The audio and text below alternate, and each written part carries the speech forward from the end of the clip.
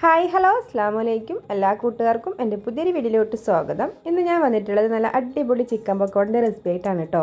നല്ല ക്രിസ്പിയായ ചിക്കൻ പക്കോട എങ്ങനെയാണ് ഉണ്ടാക്കുന്നത് നോക്കിയാലോ. അതിന് നമുക്ക് ആദ്യം ഇതിലേക്ക് ഒരു മസാല ഉണ്ടാക്കിയെടുക്കണം. അതിന് ഞാൻ ഒരു ജാർ എടുത്തിട്ട് അതിലേക്ക് പച്ചമുളക്, ഇഞ്ചി, വെളുത്തുള്ളി, പിന്നെ ഒരു ചെറിയ സബോള കട്ട് ചെയ്താണ് കേട്ടോ, അത് അതിലേക്ക് ഇട്ട് കൊടുത്തു. പിന്നെ കുറച്ച് കറുവേപ്പിൻ്റെ ഇലയും കൂടി ഇട്ട് കൊടുത്തു. പിന്നെ വലിയ ജീരകമില്ലേ, അത് ഒരു 1/2 ടീസ്പൂൺ ഇട്ട് കൊടുക്കുക കേട്ടോ. എന്നിട്ട് നന്നായി ഒന്ന് അരച്ചെടുക്കാം. അങ്ങനെ മസാലയൊക്കെ ഇതാ നന്നായി അരച്ചെടുത്തിട്ടുണ്ട്. ഇനി ഞാനിതാ ഒരു പാത്രത്തിലോട്ട് എല്ലില്ലാത്ത കുറച്ച് ചിക്കൻ എടുത്തിട്ടുണ്ട് കേട്ടോ. നമ്മൾ പൊക്കവട എത്രയാണോ ഉണ്ടാക്കുന്നത് അതിനനുസരിച്ച് വേണം കേട്ടോ ചിക്കൻ എടുക്കാൻ. എന്നിട്ട് ചെറുതായി ഒന്ന് കട്ട് ചെയ്തെടുത്തിട്ടുണ്ട്. ഇനി ഇതിലേക്ക് നമുക്ക് എരിവിനാവശ്യമുള്ള മുളക് പൊടി ഇട്ട് കൊടുക്കാം. കുറച്ച് കുരുമുളക് പൊടി, പിന്നെ ഗരം മസാലപ്പൊടി. ഇനി നമ്മുടെ പൊക്കവടയ്ക്ക് നല്ലൊരു കളർ കിട്ടാൻ വേണ്ടിയിട്ട് കുറച്ച് കളർ കൂടെ ചേർത്ത് കൊടുക്കുക. പിന്നെ നമ്മൾ അരച്ച് വെച്ച മസാല കൂടി ചേർത്ത് കൊടുക്കണം. ഇതിലേക്ക് ചെറുതായി കട്ട് ചെയ്ത മല്ലിയില ഇട്ട് കൊടുക്കുക. പിന്നെ കുറച്ച് ചെറുനാരങ്ങ നീരോ തൈരോ ഒഴിച്ചു കൊടുക്കുക. ഞാൻ തൈരാണ് കേട്ടോ ഒഴിച്ചു കൊടുത്തിട്ടുള്ളത്. പിന്നെ ഇതിലേക്ക് ആവശ്യത്തിനുള്ള ഉപ്പിട്ട് കൊടുക്കാം.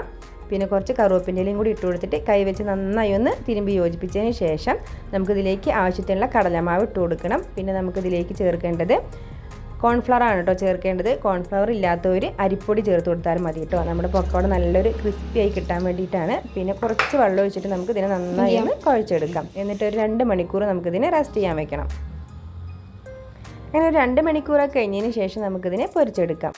അങ്ങനെ ഞാനിതാ ചിക്കൻ പക്കോട ഉണ്ടാക്കിയെടുക്കാൻ അടുപ്പിലേക്ക് ഒരു പാൻ വെച്ച് കൊടുത്തിട്ടുണ്ട്. ഇനി നമുക്കിതിലേക്ക് ഏത് ഓയിൽ വേണമെങ്കിലും ഒഴിച്ചു കൊടുക്കാം കേട്ടോ. ഞാൻ വെളിച്ചെണ്ണയാണ് കേട്ടോ എടുത്തിട്ടുള്ളത്. വെളിച്ചെണ്ണയിൽ നമ്മൾ എന്തുണ്ടാക്കുമ്പോൾ ഒരു പ്രത്യേക ടേസ്റ്റ് ആയിരിക്കുമല്ലോ.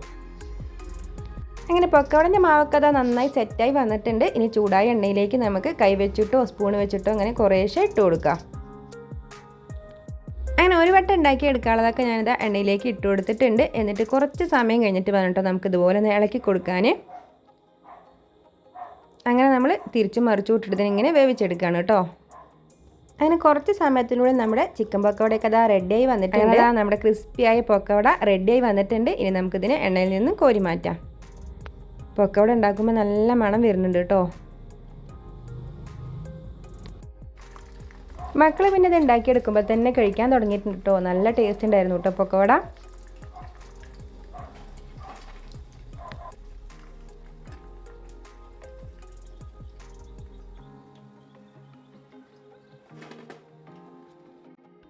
അങ്ങനെ ബാക്കിയുള്ള പക്കവടയും കൂടി ഞാനിതാ ഉണ്ടാക്കിയെടുത്തിട്ടുണ്ട്. പിന്നെ ഇതാ കട്ടൻ ചായയും കൂടി വെച്ചിട്ട് ഞങ്ങൾ കഴിക്കാൻ പോവുകയാണ് കേട്ടോ.